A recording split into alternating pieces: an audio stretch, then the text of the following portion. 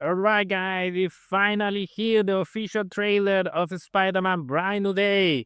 It feels like we've seen it already because, all those weird 20-second leaks yesterday, but having the full reveal is a total game changer. I honestly so happy to see Spider-Man back after all this time. However, it's not all sunshine and rainbows. There are a few controversial details regarding the animation and the story that we need to discuss right now. So let's begin. Alright, guys, one thing stands out, and fans seem to love this for some strange reason, is just how down bad Peter is. He basically reached full stalker mode. He moved into the same building as NJ and Ned, follow them on social media, and just watching them from the shadows, seeing they don't remember him. It's a heartbreaking, but also a bit too much to me. At least to me, I mean. Let me know in the comment you like the depressed, obsessive version of Peter, or do you think he just need to move on already? And the action side, we finally see Frank Castle interacting with Spider Man. And it's clear that this isn't their first rodeo.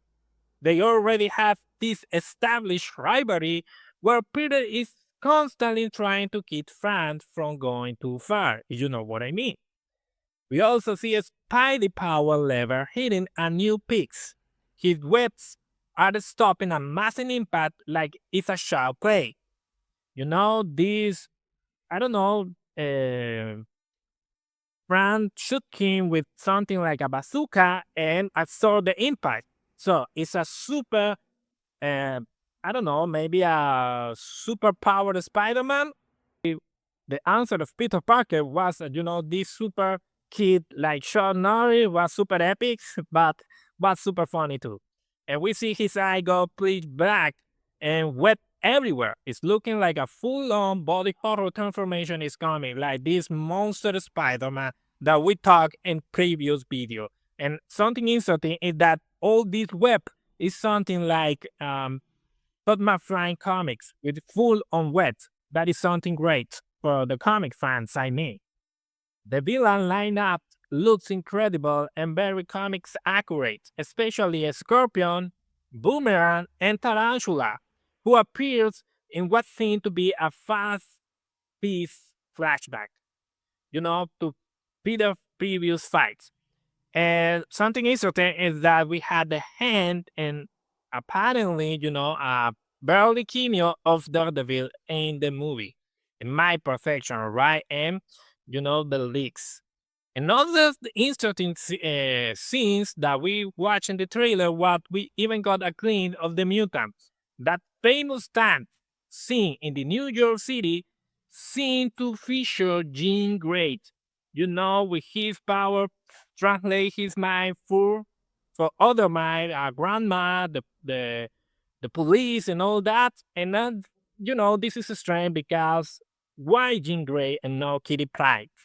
In the comic, the relationship between Kitty Pryde and Spider-Man is so close, but why Jean Grey and why Jean Grey is so young?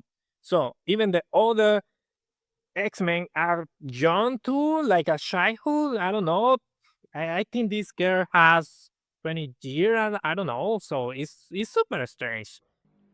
And well, guys, this is the worst thing of the trailer. But let me your comment because I don't know, but in some of the shot, especially when the mask just snag on like a filter, which feel a bit off for a high budget project. So, to be fair, when you watch the trailer as a whole, with the music and the hype and barely, you barely notice the AI stuff. It's only when you got frame by frame, like a total geek, that you spot this weird shortcut. And why? Because we had this little shortcut of 20 seconds or 10 seconds, and all the attention is in the detail. And the detail is that look like a AI, no CGI, AI. It's so strange. And not only that scene, we had a Spider-Man with NJ at night and looks super suspicious too. So look the trailer, let me in the comment, And do you like this AI stuff or not? I'm gonna read you comics, in the comics and the comments. Personally, I don't think this is the end of cinema. If AI help speed up process, and I'm okay with that. As long as the final product looks a 10 out of 10. But in this case, I don't think so, match with that. But I'm super happy with that, with what we saw in the trailer, even if there wasn't a ton of action yet, but I really like it. And guys, for me, just is a 8 out of 10 for this trailer, only for the strange CGI, but overall, I really like the trailer. I really like Spider Man. I really like what we see, and I'm super excited to watch the movie. Subscribe if you enjoyed this breakdown, and stay tuned for the next one. I'm Wetex. See you guys.